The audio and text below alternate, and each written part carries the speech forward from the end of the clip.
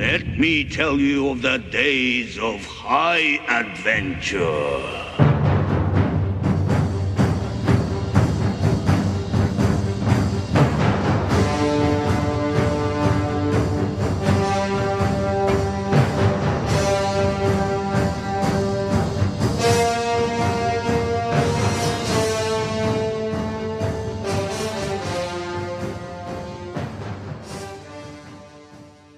Hey there, nation, and welcome to the show where we help you to play miniatures wargaming on a budget.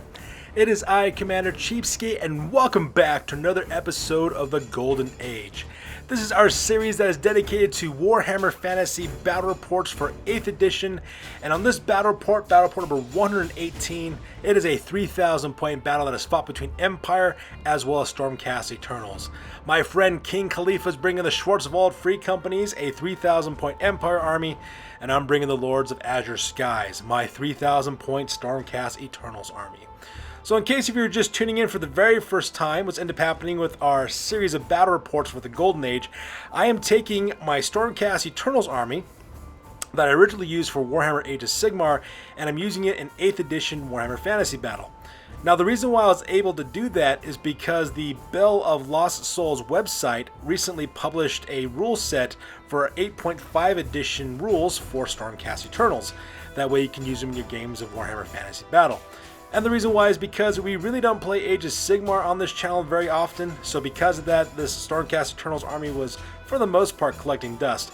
And I was super excited to see that I could actually use them in 8th edition, and that's what we are doing. We are taking this Stormcast Eternals army through its paces, having it fight against every single army within our studio's collection. And so far, it is one of 2 different victories, as well as 1 defeat, and now we're moving on to battle number 4 against Empire this time. So we're going to play some background music real quick. As the music is playing, we will show you photos of both armies as well as their rosters. If you want to see exactly what we're taking for this battle report, you can pause and take a look at your own leisure, or check down the description box down below to see the army list there as well. So that being said, let's get this battle report on a roll. Crom, I've never prayed you before. I have no tongue for it. No one, not even you, will remember if we were good men or bad, why we fought, or why we died. No. All that matters is that 2 stood against many. That's what's important. Valor pleases you, Crom. So grant me one request. Grant me revenge. And if you do not listen, then the hell with you. Ladies and gentlemen, boys and girls, dying times here. So let's go and talk about the scenario for this one. The scenario is Battle Line. It is the most typical game of Warhammer Fantasy that we play on this channel, with standard deployment as well as standard victory conditions. So now that we have the scenario rules over with, let's go and talk about the battle plan real quick. So here is an overhead shot of the entirety of the battlefield. As you can see, we're playing on a 4x6 table. I'm deployed on the far side of the table, while my buddy King Khalifa is deployed on the near side of the table. Now in this particular battle, most of the focus will be taking place primarily on the flanks on this one. And the reason why is because of 2 factors that my opponent King Khalifa has in his army. On the left hand side, he has that huge unit of 21 inner circle knights with a character carrying the crown of command, and those guys are carrying great weapons, and so those guys are a huge hammer unit that's used to strike down the flank of my army. So because of that, I'm going to send my prosecutors into that army. Hopefully I can whittle it down a little bit and hopefully destroy it in close combat, so that way I can kind of take it out of the battle and not have it to be too much of a factor. Meanwhile, the other thing I got to worry about is on the right-hand flank, he's got 2 steam tanks in his army that I got to deal with.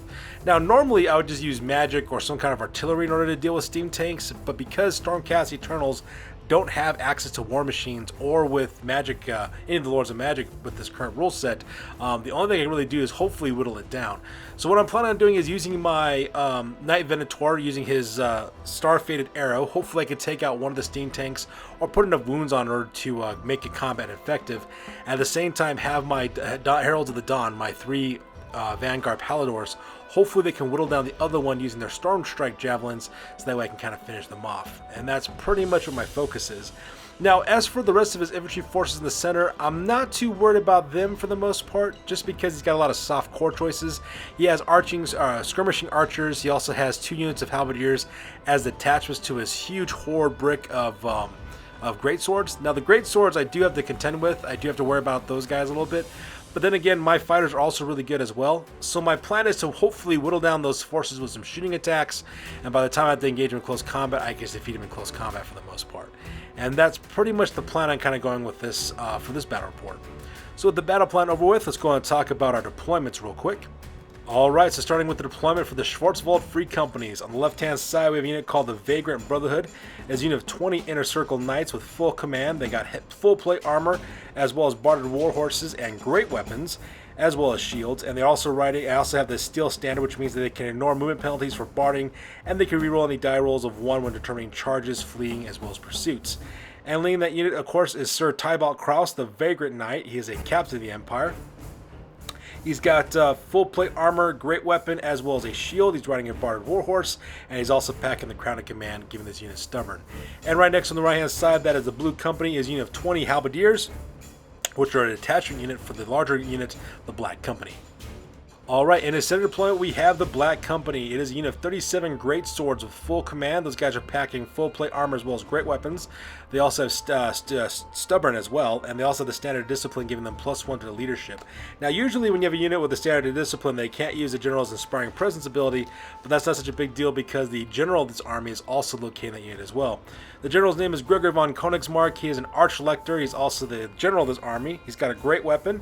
He's also got battle prayers. He's also got the armor of Meteoric Iron, giving him a 1-up armor save, as well as the white cloak of Ulric, having enemies have -1 to hit against him in close combat, and a 5-up ward save, and it's also got a 2-up ward save against flaming attacks.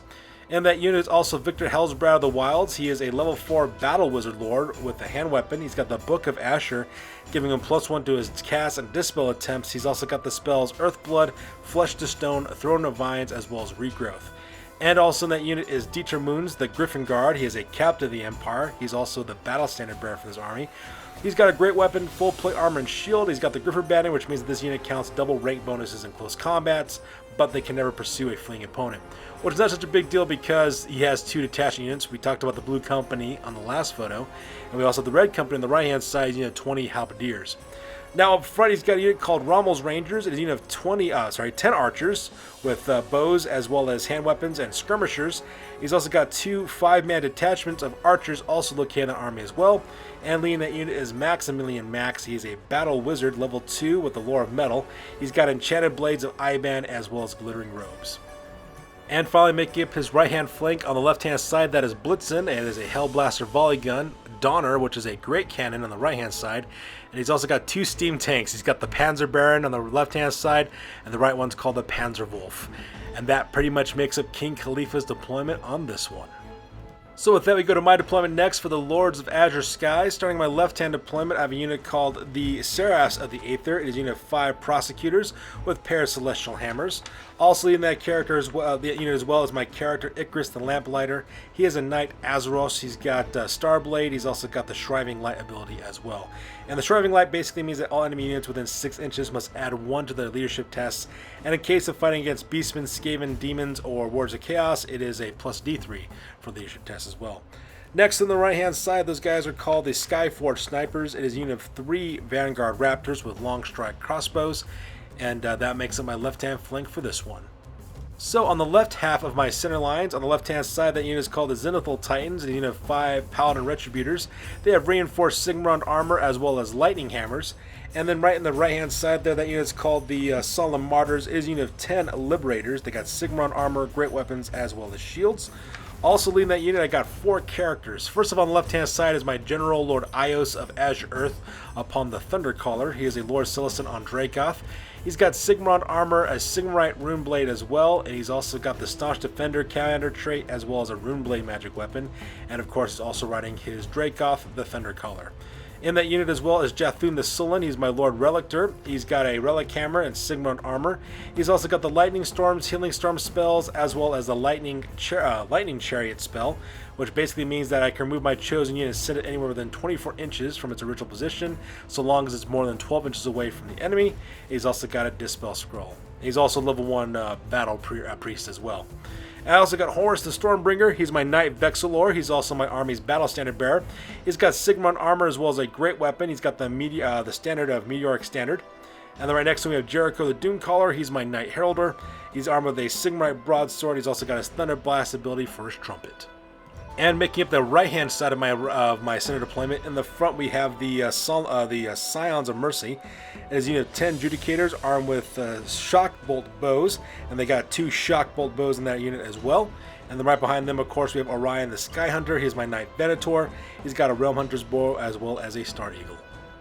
And making up my right-hand flank, I have the Heralds of the Dawn, which are 3 Vanguard Paladors. They got Starstrike Javelins and also riding Griff Chargers. And also up for 12 inches are my Venerable Falcons. They're using their Watchful Guardians ability. It's basically I can move them 12 inches forward. It is not a Vanguard move, so they can still charge if I get the first turn. And that pretty much makes it my deployment for this one. So deployment over with, we go directly to the top of turn number 1, and King Khalifa and I roll off for initiative to see which of us will be going first.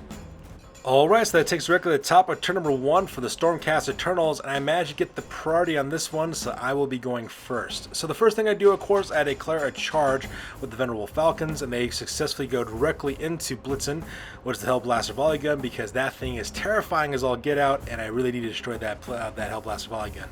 Plus, my Aether Wings are no slouches in combat either. They got Strength 4, Weapon Skill 4, they got 2 attacks, 2 wounds apiece, and they can usually make short work out of a War Machine crew, no problem.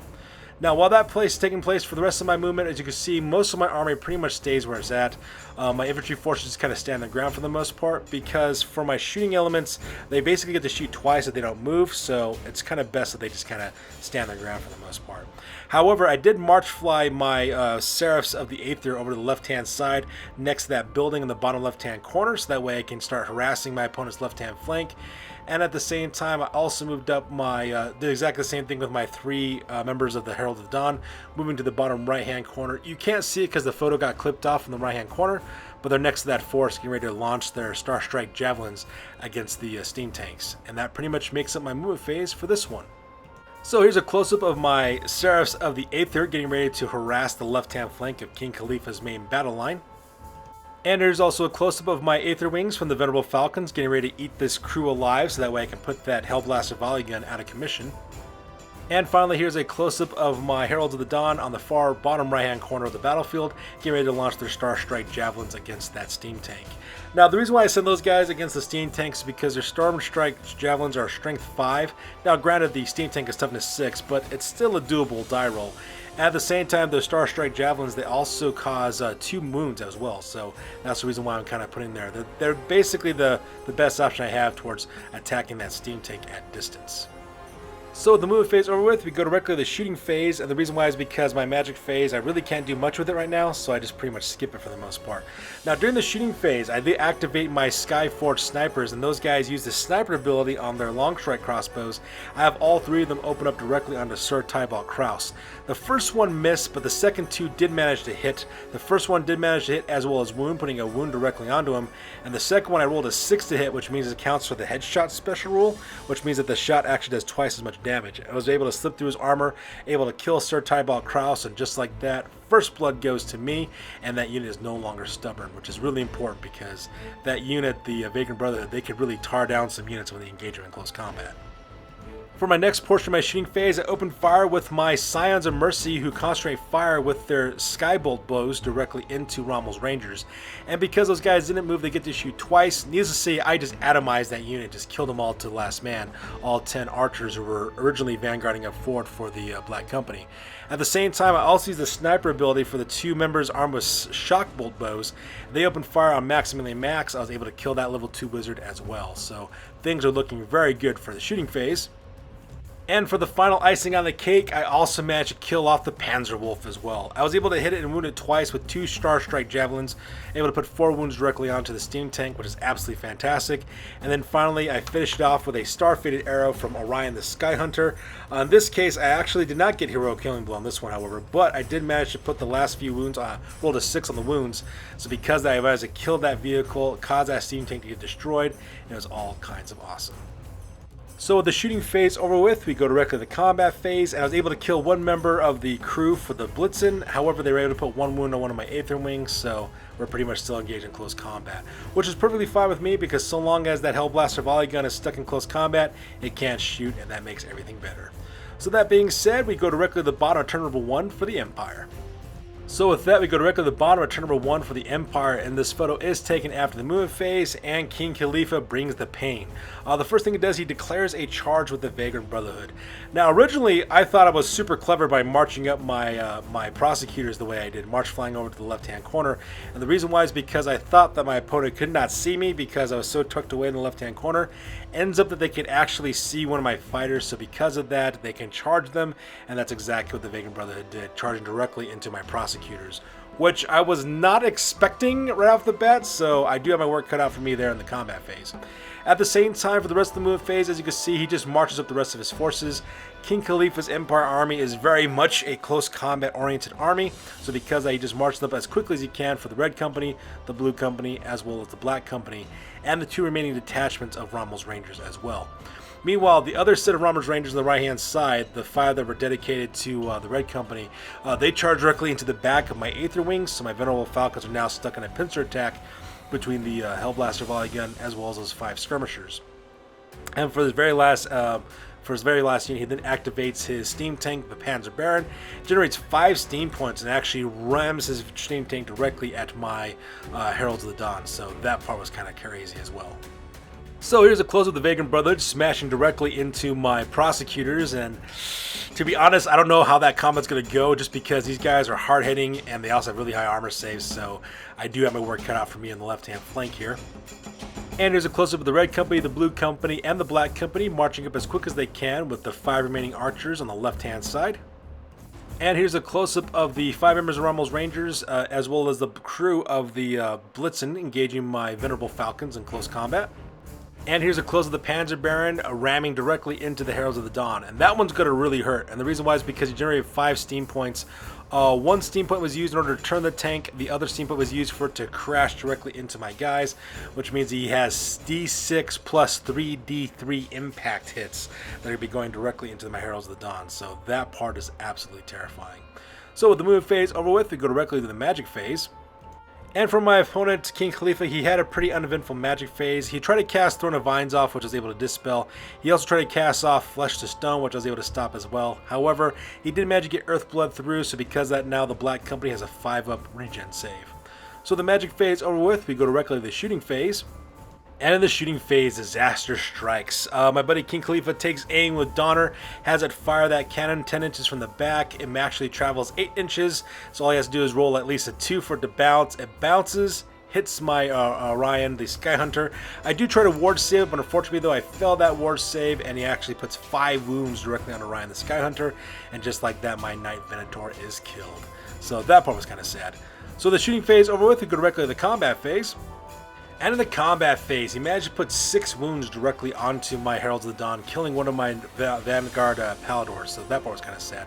I was able to actually put a wound back onto the steam tank, which is all kinds of awesome. Unfortunately for me, though, I do lose this combat by a landslide. But luckily for me, though, I am stubborn, and I have Leadership 9, so this should work out. Unfortunately for me, though, when I rolled for my leadership test, I rolled a 9, and since these guys are nowhere near any battle standard bearer whatsoever, they have to flee, and they flee off the edge of the table, which is absolutely horrific. And just like that, my Heralds of the Dawn just take off the battlefield, and I lose that unit as well, and that frees the Panzer Baron to bring the pain against my main battle lines. Meanwhile, combat between the Venerable Falcons as well as Blitzen was absolutely fantastic. I was able to kill off the last 2 crew members of that Hellblaster volley gun, so I got to destroy it. However, the skirmishers did, of course, attack back, and they put 2 wounds directly on my Venerable Falcons, killing one of them, put a floating one on another one.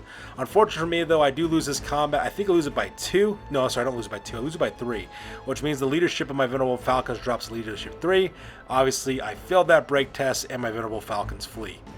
They flee exactly 12 inches off the battlefield, so they're completely gone, and because of that, these archers from Rommel Rangers turn 180 degrees in order to cause them pain later on. Meanwhile, combat between my prosecutors of the Saras of the Aether versus the Vagrant Brotherhood, though, was not very good at all. In the end, they were able to kill off my, I believe it was my Knight Azeroth, so they were able to kill on that one. So that part was kind of rough. At the same time, I do manage to kill 3 members of the Vagrant Brotherhood, which is all kinds of awesome. But when you combine the fact that they charge, they have a standard bearer, as well as rank bonuses, they won this battle pretty good. Luckily for me, though, my prosecutors are stubborn, which means that they're leadership 9 base. And when I went to go roll for my leadership test, I rolled an 11. And here's a close-up of that 11 that I rolled. So granted, I am stubborn, which means I never take any negative modifiers to my leadership, but stubborn 9 does nothing against an 11, especially since you can't re-roll it because I'm not within range of my battle standard bearer. So just like that, my prosecutors flee off the table. My opponent tests restrain, and he does not pursue me. And just like that, the Saras of the Aether have fled off the table. My opponent, of course, does a quick combat reform real quick to square off against the front, and that pretty much makes up his turn on that one. So with that being said, we go directly to the top of turn number 2 for the Stormcast Eternals. Alright, so that takes us directly to the top of turn number 2 for the Stormcast Eternals, and this photo is taken at the move phase, and as you can see, I don't move anything, and that's because I don't need to. Like I said before, my shooting elements are either move or shoot, or they get twice as many shots for not moving, so I'm just standing my ground for the most part, because I gotta really whittle down 2 forces. I gotta worry about the steam tank on the right hand side for the Panzer Baron. You really can't see it because it's off frame. I also gotta worry about the Black Company, and I also have to worry about the huge unit of the Vagrant Brotherhood that I gotta worry about as well. So I do have my work cut out for me. However, I do decide to take the offensive by calling down the Meteoric standard. So we skip magic phase because my magic isn't effective, and we go directly to shooting phase. As you can see in this photo, shooting phase is absolutely fantastic. The first thing I do, of course, is I concentrate fire with my long strike crossbows, as well as my my normal adjudicators as well. Now, specifically speaking, they didn't do such a great job. I only managed to kill 3 members of the Black Company, just because they got that 5-up regen save that really helped them out this one. However, I was able to do 2 things though. The first thing I was able to do, I was able to kill Viktor Helsbraad of the Wilds, that level 4 wizard for the Lore of Life. I hit with one of my shock bolt blows. Not only I hit and wound him as well, I also put, I think, 5 wound rolls I think I got to roll for that one. So because I wounded him 3 times, killed that level 4 wizard, so my opponent's magic phase is now pretty much shut down for the most part. The only thing he has are battle prayers from his Lector. I then take my second shock bolt bow and do exactly the same thing against Dieter Hans, which Munz, which is the Griffon guard, who is the battle standard bearer for this army as well.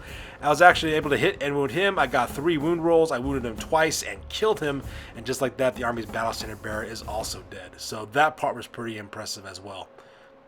So with that, that takes directly to the top of turn number 2 for the Empire, and this photo is taken after the move phase, and the first thing my friend King Khalifa does, he declares a charge. He charges forward with his Vagrant Brother directly into my Skyforce snipers, engages those guys in close combat, and between you, me, and the wall, I know exactly what's going to happen. My Skyforce snipers are going to get massacred. They're just not going to be able to stand a chance whatsoever. Not against that huge unit of Inner Circle Knights with great weapons. Meanwhile, for the rest of his forces, he just marches them up forward as quickly as he can. He springs up the Black Company, as well as the Red and Blue Company, as well as the archers from Rommel's Rangers, and they just move up their maximum movement allowance by marching forward.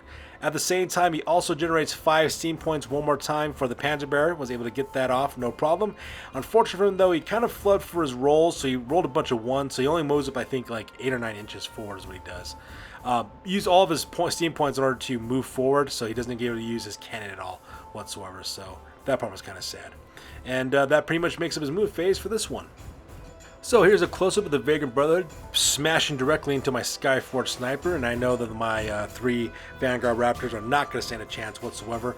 I think I do manage to kill 1 though. I think I was able to kill one of the Knights though as they came charging in for my stand and shoot reaction, so that part was kind of cool. And here's a close-up of the Red Company, the Blue Company, as well as the Black Company, moving up as quickly as they can, as well as the 5 remaining members of Rommel's Rangers. And here's a close-up of the Panzer Baron, as well as the other 5 remaining members of Rommel's Rangers, moving up as quick as they can directly to my right-hand flank. So we skipped the magic phase because unfortunately my opponent's magic phase was pretty much lackluster. At the same time, his 1 shooting attack from Donner missed, was unable to actually hit the target. It failed to hit anything.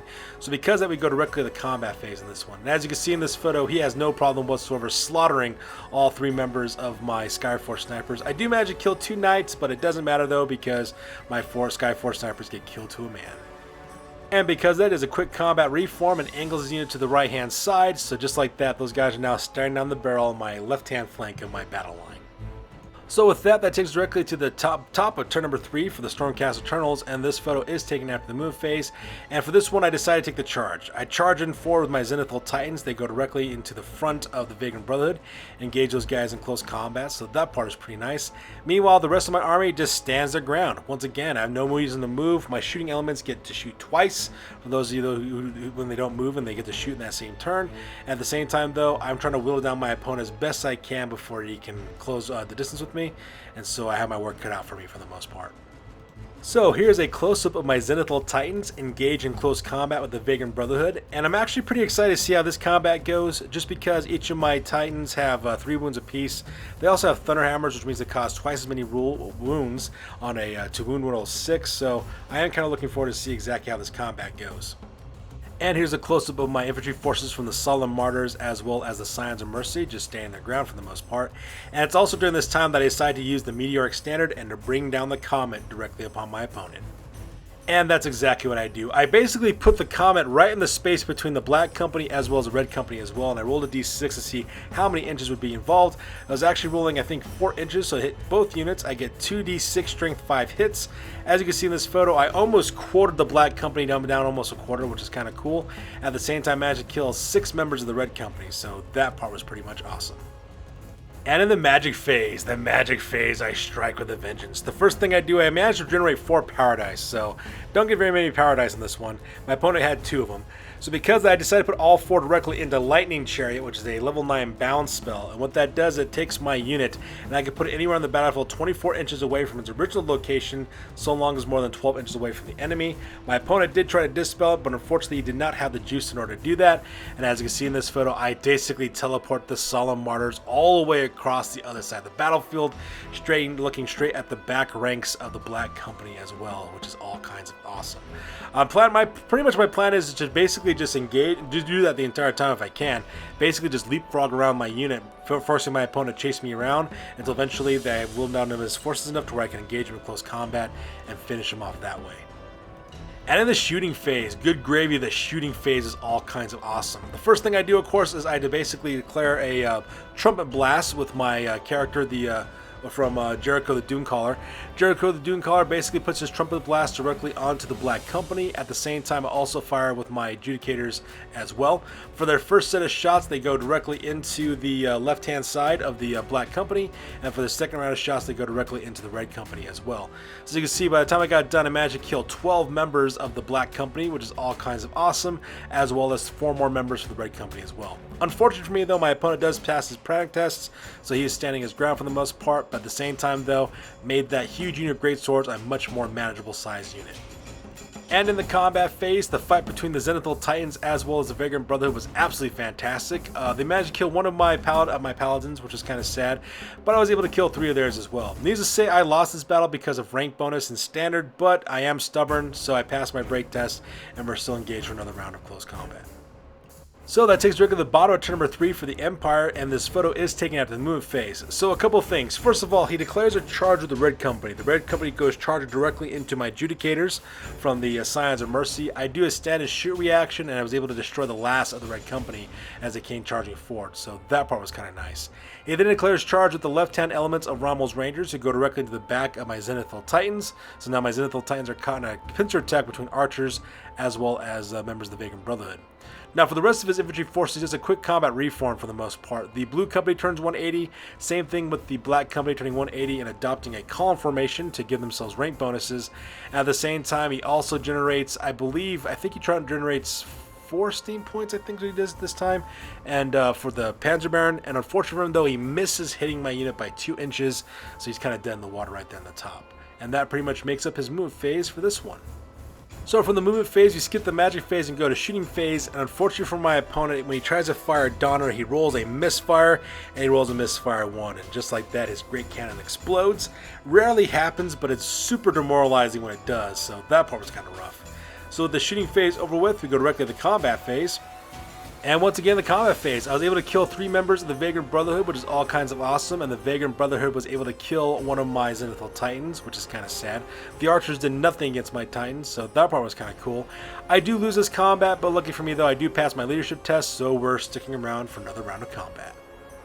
So with that, we go directly to the bottom return, hop into number 4 for the Stormcast Eternals, and this photo is taken after the move phase. And as you can see in this photo, I don't move any of my forces just because I simply don't have to at this point. Pretty much, I'm in a good position. I'm still far enough away from the Black Company, as well as the Blue Company, where they still have to engage me and buys me time to whittle those guys down with some shooting elements. The Panzer Baron is bearing down on my Judicators, which is kind of rough, but at the same time, though, I need my Judicators to stand their ground so that way they can do some more shooting to whittle down the Black Company. And my Zenithal Titans are slowly losing battle against the Vagrant Brotherhood, but they're still engaged with them in close combat as well.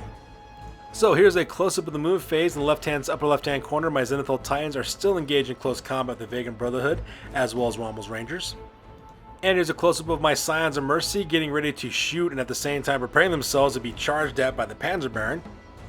And here is an out-of-focus shot of my my Solemn Martyrs standing their ground. Unfortunately for me, I guess I was not paying attention to this photo.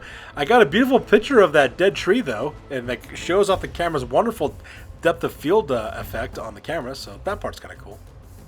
So with the move phase over with, we go back to the magic phase, and once again, I use my lightning chariot spell once again, and my opponent was unable to dispel it. And just like that, I move my Solemn Martyrs all the way to the right-hand side, right behind the Panzer Baron, over the right-hand side of the table, making my opponent have to take some more swift reforms in order to chase me down and to engage me in close combat. And like I said before, for the rest of the battle, I just plan on leapfrogging this unit until I can whittle down his Black Company enough, and then hopefully just kind of finish off his Knights as well as his Panzer Baron for the most part. However, it was the shooting phase. The shooting phase was absolutely fantastic. I managed to plink off, 9 members of the Black Company, which is all kinds of awesome. And what that means now is that the Black Company only has a quarter of its forces remaining, which means that for them to stand their ground, they have to roll insane courage, otherwise they have to flee. And unfortunately for my buddy King Khalifa, he failed that panic test, which means that these guys have to flee. And since they fled, of course, they had to flee from the closest enemy unit, which happens to be my my Solemn Martyrs. So because of that, they tuck tail and run, heading directly to the bottom left-hand corner. I think they ran something like 5 or 6 inches. Unfortunately, because that panic also caused a chain reaction, making the Blue Company also panic as well, which means they flee over to the bottom left-hand corner, I think 4 or 5 inches as well. At the same time, Rommel's Rangers also breaks their panic tech, and they fail, and they have to flee as well. Meanwhile, my 2 shock bolts shooters, who can basically shoot with their sniper special rule, target the Panzer Baron, managed to put 6 wounds was all said and done with my 2 shock bolt bolts. I believe 2 of them wounded, and were able to put those wounds on what ended up happening for the most part. So that part was also fantastic. And in the combat phase, glorious, glorious combat phase, I managed to kill 3 more members of the Vagrant Brotherhood, and they were only able to put 1 wound on me. Needless to say, I won this battle by a landslide, so because of that, my opponent has to take a break test, and unfortunately for him though, he fails that break test, and they flee. I test a restrain, and I pass my restrainment turn, so because of that, my Zenithal Titans turn 180 degrees to face off against Rommel's Rangers. Meanwhile, the Vagrant Brotherhood though, they flee off the table, and that pretty much spells the end for them. As this point of the battle report, my buddy King Khalifa basically surrenders at this point. The reason why is because he's got 1 steam tank with a little over half wounds left. He's got 5 archers, and the rest of his units are panicking and fleeing. And so because I just kind of concedes the game at this point, bring another victory for the Stormcast Eternals. So that being said, ladies and gentlemen, go directly to the after action report, because this battle report is now officially over. That's it, man. Game over, man. It's game over. Sure, I could have stayed in the past. Could have even been king. But in my own way, I am king. Hail to the king, baby. Alright, now it's time for the after action report. This is the part of the battle report we talk about what went well, what went poorly, and what we can learn for the next time that we do battle. This is the after action report for the Golden Age Warhammer Fantasy Battle Report number 118, and this one ended being a victory for Commander Cheapskate. I managed to score 1,909 victory points. Well, my buddy King Khalifa was able to score 1,081 victory points. For my losses, I lost Icarus the Lamplighter, Orion the Sky Hunter, the Ceres of the Aether, the Skyforged Snipers, the Venerable Falcons, and the Heralds of the Dawn. King Khalifa lost Viktor Helsbraad of the Wilds, Dieter Munz the Griffon Guard, Sir Diebald Kraus the Vagrant Knight, Maximilian Max, the Red Company, the Vagrant Brotherhood, Donner Blitzen, and the Panzerwolf. So just to start off with, I really messed up with my flank attacks on this one. Sending in my forces into the flanks like that with my prosecutors as well as my Vanguard Paladors was a really bonehead move. I really relied too much on stubborn, and I really shouldn't do that, especially since I don't get rerolls due to my distance from my battle standard bearers. So that was a really bad call on my part, and I suffered the consequences on that one. However, shooting, made a huge difference in this battle. I was able to snipe off both of his wizards, his battle standard bearer, his captain that was leading the Vagrant Brotherhood, which gave them stun, and as well as his tanks as well. The shooting was so powerful, in fact, it actually broke and crippled the Black Company as well. And because I was able to snipe off his wizard, magic was pretty much a non-factor for King Khalifa, which allowed me to spam the Lightning Chariot spell, which allowed me to move my main body all over the battlefield and keep out of reach for his reach of King Khalifa's forces for the entire battle, which is really good because what that did in turn was allowed me additional time to whittle down the Black Company down to nothing and destroying his main killers and his army as well. My Zenithal Titans also really helped out in this battle as well. Those 5 Paladin Retributors were able to keep the entire Vagrant Brotherhood from sweeping across my flanks, which is a huge portion of why I won this battle. It bought me enough time to engage the other threats in the Empire and to pick off his forces one by one, and that was really important. So far, the Stormcast Eternals is currently at 3 victories as well in defeat, so that part's pretty good so far. I still have 9 more armies I gotta go up against though to get their final rating to see exactly how they stack up. Even though this was a awesome battle for me, and we're not real so great against King Khalifa though. King Khalifa is a good sport, he's a great opponent, and as always, I am looking forward to the rematch as well. So that's gonna do for this one, you guys. As always, please feel free to like, comment, and or subscribe. Your guys' input is always appreciated. Also check us out on Facebook, Instagram, as well as blogger.com for all the latest, greatest hobby news related to our channel. That's gonna do for this one, you guys. We'll catch you guys next one. Peace out and stay classy.